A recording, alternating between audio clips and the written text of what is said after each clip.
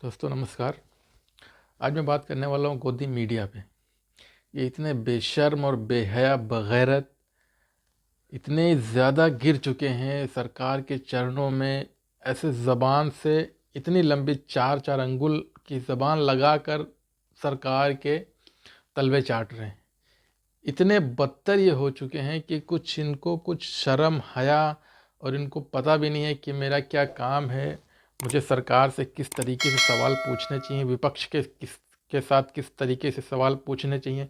इनको पता सब कुछ है, सब कुछ पता है, मगर ये फिर भी इतने बड़े बेशरम हो चुके हैं कि अब इनको क्या ही कहा जाए।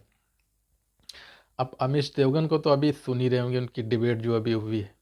विपक्ष के एक प्रवक्ता से पूछते हैं, आप बीमार होंगे तो आप कहाँ जाएंगे, अस्पताल जाएंगे या मंदिर जाएंगे? तो अमीश देवगन क्या बोलता है, मतलब खुद ही सवाल करता है और खुद ही जवाब देता है कि तेजस्वी यादव ने कहा है कि आपको शिक्षा चाहिए या मंदिर चाहिए। तो ये विपक्ष के प्रवक्ता से पूछता है कि आपके नेता ने ये बात कही है।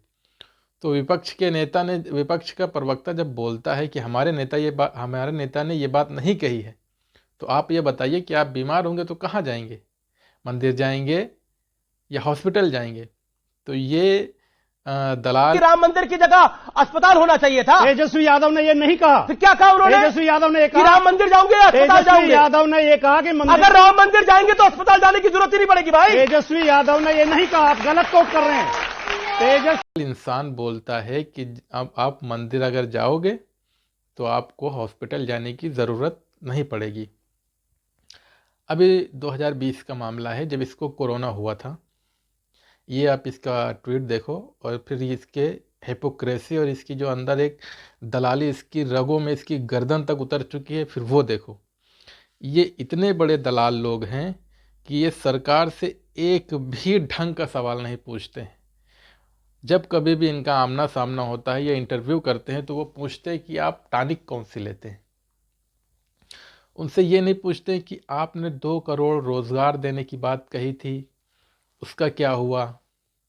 आपने कहा था कि टैक्स फ्री होगा, टैक्स किसी को देना नहीं पड़ेगा, उसका क्या हुआ? आपने बोला था कि हवाई चप्पल पहनने वाला हेलीकॉप्टर में घूमेगा, उसका क्या हुआ? ये कुछ भी ढंग के सवाल नहीं करते, ना किसी भी तरीके से ढंग की कोई बात नहीं करते। बस इनको हिंदू मुस्लिम, हिंदू मुस्लिम, हिंदू मुस्लिम। अभी BHU में अभी जो एक रेप कांड हुआ था, तो उसमें इन लोगों को ऐसा था कि इन लोगों को मानो सांप सूंघ गया है।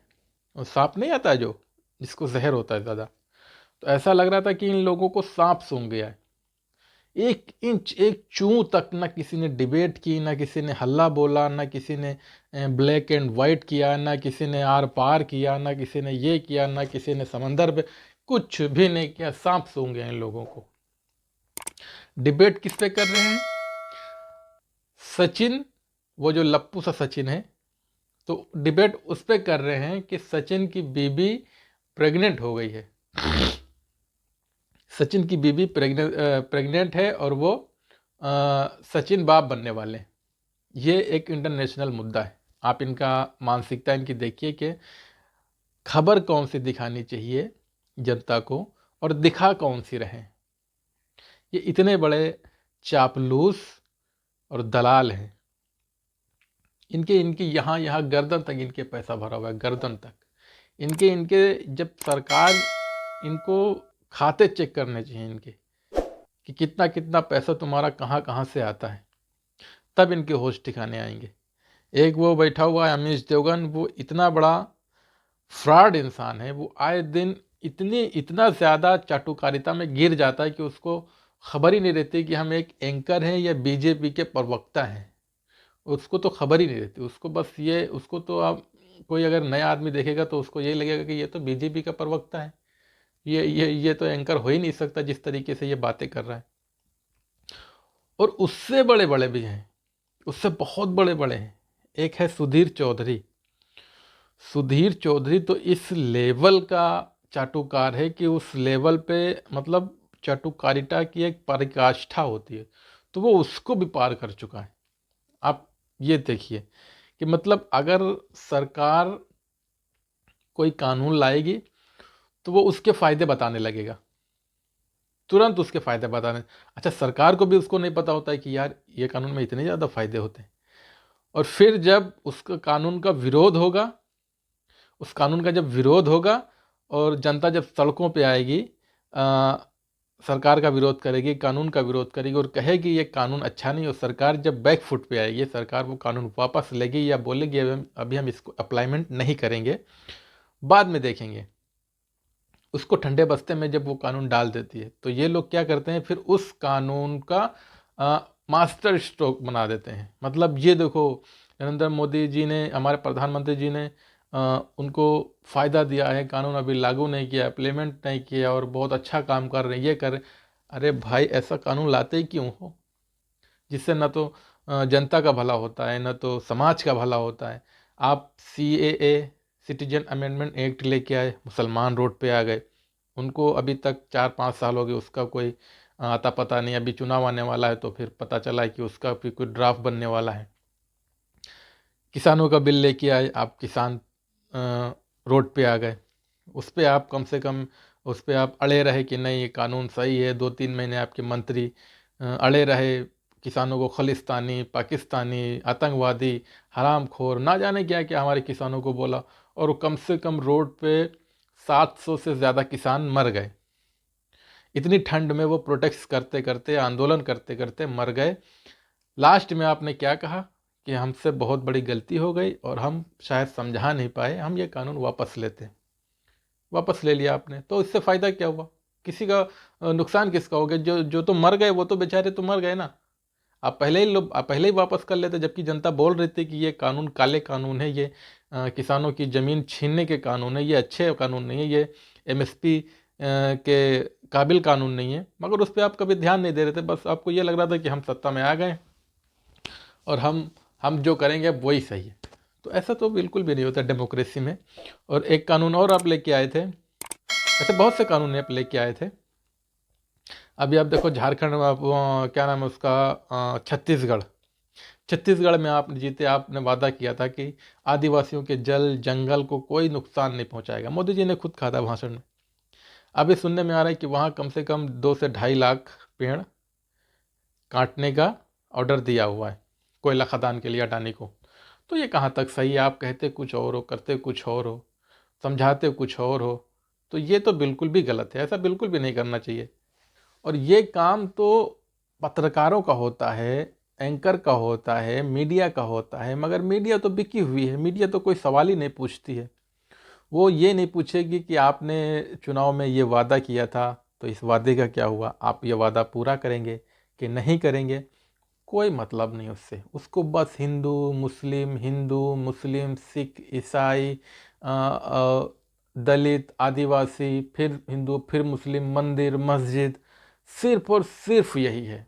अभी आप ये देखिए, इलेक्शन आने वाला है, 2019 से लेके 2024 आने वाला है। बस ये लास्ट साल चल रहा है, अगले लास्ट साल क्या, इसी साल में शायद चुनाव होंगे, ईद के आसपास में चुनाव होंगे, 2-3 महीने बाद, 4 महीने बाद।